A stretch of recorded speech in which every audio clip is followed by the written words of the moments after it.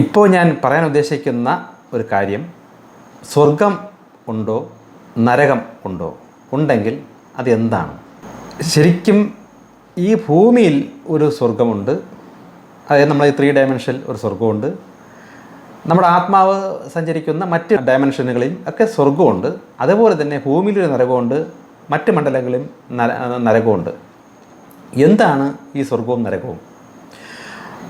നമ്മൾ ഉറങ്ങുമ്പോൾ ഒരു പകുതി മരണം എന്നാണ് മൊത്തത്തിൽ പറയുന്നത്. കാരണം നമ്മളൊരു പകുതി മരണമാണത്. ഇന്ന സമയത്ത് ശരിക്കും നമ്മുടെ ആത്മാവ് നമ്മളിൽ നിന്ന് വിട്ടുപോകുന്നു, ഉണരുന്നതിന് മുമ്പ് തിരികെ കയറുകയും ചെയ്യുന്നു. ഇത് നമ്മളാരും തിരിച്ചറിയുന്നില്ല. നമ്മൾ കിടക്കുന്നു, കണ്ണുറക്കുമ്പോൾ നേരം വിളിക്കുന്നു, ഇത്രയേ ഉള്ളൂ. ഇടയ്ക്കിപ്പോഴും ഉണർന്നാൽ തന്നെ സ്വപ്നനേരം നമ്മളിങ്ങനെ അലവ് തെറ്റി ഇങ്ങനെ ഇരിക്കും. ഇരിക്കുന്നതിൻ്റെ കാരണം ആത്മാവ് എവിടെയോ നിൽക്കുന്ന ആത്മാവ് നമ്മൾ ആ ബോധ മനസ്സിലോട്ട് കോണ്ടാക്റ്റ് കിട്ടി തിരിച്ച് വരുന്ന ആ സമയത്താണ് നമ്മളിങ്ങനെ ഒരു ഹാഫ് മൈൻഡിൽ ഇങ്ങനെ എവിടെയാണ് എന്നിങ്ങനെ ആലോചിച്ച് ഇരിക്കുന്നൊരു സ്വപ്ന സമയം. ഇതൊക്കെ ആത്മാവിൻ്റെ സഞ്ചാരമാണ്. ഈ ഉറങ്ങുന്ന സമയത്ത് ആത്മാവ് എവിടെ പോകുന്നു, എന്ത് ചെയ്യുന്നു, അത് ശരിക്കും കുറച്ചെങ്കിലും ആത്മീയ വളർച്ച വന്നൊരു വ്യക്തിക്ക് ഒരു സ്വപ്നം പോലെ തിരിച്ചറിയാൻ പറ്റും. ഈ സ്വപ്നം എന്ന് പറയുന്നത് നമ്മൾ ആത്മാവ് അടുത്ത മണ്ഡലത്തിൽ പോയി ചില കാര്യങ്ങൾ കാണുകയും മനസ്സിലാക്കുകയും ചെയ്യുന്നതാണ്. അപ്പം നമ്മൾ പൂർണ്ണ മരണം എന്ന് പറയുമ്പോഴും നമ്മുടെ ആത്മാവ് നമ്മുടെ ശരീരം വിട്ടിട്ട് ഒരു നീണ്ട സ്വപ്നത്തിലേക്ക് പോകുന്നതാണ്. സാധാരണ രാത്രി നമ്മൾ സ്വപ്നം കാണുമ്പോൾ നമ്മൾ കണ്ട് ചിലപ്പോൾ നല്ല ഭംഗിയുള്ള സ്വപ്നമായിരിക്കും, അതിൽ കണ്ട് നമ്മൾ ആസ്വദിച്ച് നമ്മൾ അതിലോട്ട് ഇങ്ങനെ പോയി നമ്മൾ കണ്ണുറക്കുമ്പോൾ അയ്യോ സ്വപ്നം തീർന്നു, നേരം വെളുത്തു. എന്നാൽ നരകം എന്ന് പറയുമ്പോഴും നമ്മൾ ഒരു സ്വപ്നം കാണുന്നു, ആ സ്വപ്നത്തിൽ നമ്മൾ എവിടെയോ മറിഞ്ഞു വീഴുന്നു, ഓടുന്നു, ആരോ നമ്മൾ ഓട്ടിക്കുന്നു, തീയിലൊക്കെ വീഴുന്നു, പൊള്ളുന്നു, അല്ലെങ്കിൽ നമ്മൾ എവിടെയോ വലിഞ്ഞ് വെപ്രളം പിടിച്ച് വെള്ളത്തിൽ കിടന്ന് വെപ്രളം പിടിച്ച് ഇങ്ങനെ കണ്ട് പോകുന്നതാണ് ശരിക്കും നരകം. മരിച്ചു കഴിയുമ്പോഴും ഒരു നീണ്ട സ്വപ്നമാണ്. ഇതേപോലുള്ള ഒരു കഥ നമ്മളങ്ങ് കണ്ടേ പോകുന്നു, പക്ഷേ ഒരിക്കലും തിരിച്ചു ഉണരുന്നില്ല. സ്വർഗത്തിലും അങ്ങനെ തന്നെ കണ്ടേ പോകുന്നു, ഒരിക്കലും തിരിച്ചു ഉണരുന്നില്ല. ഇങ്ങനെ കണ്ടു പോകുമ്പോൾ ചില സ്ഥലത്ത് നമ്മൾ എത്തുന്നു, അതൊരു സ്വപ്നം പോലെയാണ്. ചില സമയത്ത് എത്തുകയും അവിടെ ചെന്നിട്ട് നമ്മൾ ഭൂമിയിൽ ഉണ്ടായിരുന്ന സമയത്ത് ഇങ്ങനെ കാണിച്ചു അങ്ങനെ കാണിച്ചു എന്നതിന് പറഞ്ഞതിൻ്റെ ശിക്ഷകളും അല്ലെങ്കിൽ ഈ കാര്യങ്ങളൊക്കെ നമ്മുടെ മനസ്സിൽ കാണിച്ചു തരികയും ഇങ്ങനെയൊക്കെ കണ്ട് ഏതോ ശക്തികളോടൊക്കെ ക്ഷമ പറയുകയും ഇങ്ങനെയൊക്കെ ചെയ്ത് കണ്ട് പോകുന്നതാണ് നരകം. ഇങ്ങനെ പോയി അവസാനം നമ്മൾ ആ സ്വപ്നത്തിൽ തന്നെ പലരും നമ്മളോട് സംസാരിക്കുന്നു, നമ്മളെ കൊണ്ടുപോയി എവിടെയോട്ട് ശിക്ഷിക്കുന്നു. പക്ഷെ ഒരിക്കലും നമ്മളവിടെ മരിക്കുന്നില്ല. ആ ശിക്ഷയൊക്കെ അനുഭവിച്ച് അലറി വിളിച്ച് നമ്മൾ വിപ്രളം വിട്ട് നമ്മൾ കണ്ണു തുറക്കുമ്പോഴേക്കും നമ്മൾ പിന്നെയും ആ ലോകത്ത് തന്നെ ഇതേ ശിക്ഷ പിന്നെയും ആവർത്തിക്കുന്നു. നമ്മൾ ആരോഗ്യം വലിച്ചു കൊണ്ടുപോകുന്നു, നമ്മൾ ശിക്ഷിക്കുന്നു, നമ്മൾ വിപ്രളം പിടിക്കുന്നു, വിപ്രളം പിടിച്ച് നമ്മളെ കണ്ണടയുന്നു. ഉണരുമ്പോൾ പിന്നെയും അവിടെ തന്നെ ഇതിങ്ങനെ തുടർന്നുകൊണ്ടേയിരിക്കുന്നതാണ് ശരിക്കും നരകശിക്ഷ എന്ന് പറയുന്നത്. ഇതൊരു സ്വപ്നമാണ്.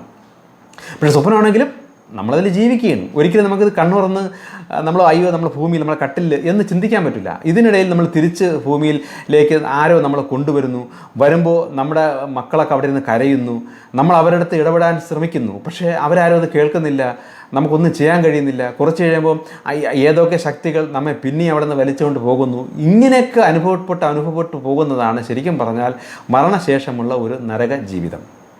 കുറേ നാൾ കഴിഞ്ഞതിന് ശേഷം നമ്മൾ ആരോ പറയുന്നു നിനക്ക് അടുത്തൊരു ജന്മം തരും, ഇത്രയും നാൾ പറ്റിയ തെറ്റുകളെല്ലാം മാറി നീ ഇനി നല്ല രീതിയിൽ ജീവിച്ച് കാണിക്കേ എന്ന് നമ്മളോട് പറഞ്ഞ് നമ്മളെ തിരിച്ച് എങ്ങോട്ടോ കൊണ്ടുപോകുന്നു. പിന്നെ നമ്മൾ കണ്ണുറക്കുമ്പോൾ നമ്മളൊരു കൊച്ചുകുട്ടിയായി പുതിയൊരു ലോകത്ത് വന്നിരിക്കുന്നു. ഇതിനുള്ളിൽ നമ്മൾ ഗർഭപാത്രത്തിൽ കിടക്കുമ്പോൾ അവിടെ കിടന്ന് പ്രാർത്ഥിക്കുന്നു, അവിടെ ഇരുന്ന് ദൈവത്തോട് ക്ഷമ പറയുന്നു. ഇതൊക്കെ വേറെ ഉണ്ട്. എന്തായാലും കണ്ണു തുറക്കുമ്പോൾ പുതിയൊരു ലോകം.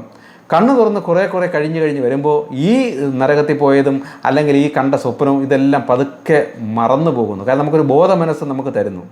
ഈ ബോധ മനസ്സ് പതുക്കെ ശക്തപ്പെടുമ്പോൾ അകത്ത് ഉപബോധ മനസ്സിലുള്ള ഈ ഓർമ്മകളെല്ലാം താനെ നമ്മളങ്ങ് മറന്നു പോകുന്നു. പിന്നെയും ഈ ഭൂമിയിലൊരു ജീവിതം, പിന്നെ ഇതെല്ലാം മറന്നുകൊണ്ടുള്ള ജീവിതം.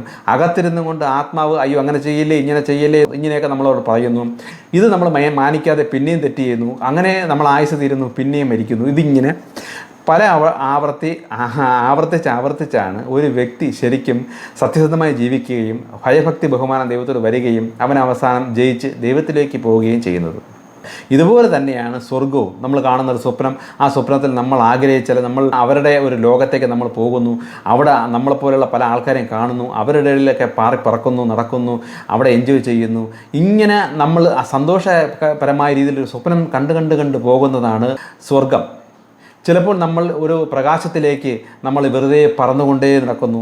ഇങ്ങനെ പല രീതിയിലുള്ള സ്വപ്നങ്ങളുണ്ട്. മനുഷ്യന് ഇതാണ് സ്വപ്നം എന്ന് പറയാൻ പറ്റില്ലല്ലോ. ഓരോ മനുഷ്യർക്കും അവൻ്റെ കാഴ്ചപ്പാടനുസരിച്ച്, അവൻ്റെ അറിവനുസരിച്ചും അവൻ കാണുന്ന സ്വപ്നമാണ് മരണശേഷം നടക്കുന്ന ഈ നരകവും സ്വർഗവും എല്ലാം. സ്വർഗത്തെ നരകത്തെക്കുറിച്ച് മരിച്ചതിന് ശേഷമുള്ള സ്വർഗത്തെ നരകത്തെക്കുറിച്ച് ഒരു ചെറിയൊരു ഐഡിയ കിട്ടിയെന്ന് വിശ്വസിക്കുന്നു. ഇനി ഭൂമിയിലൊരു സ്വർഗവും നരകവുമുണ്ട്.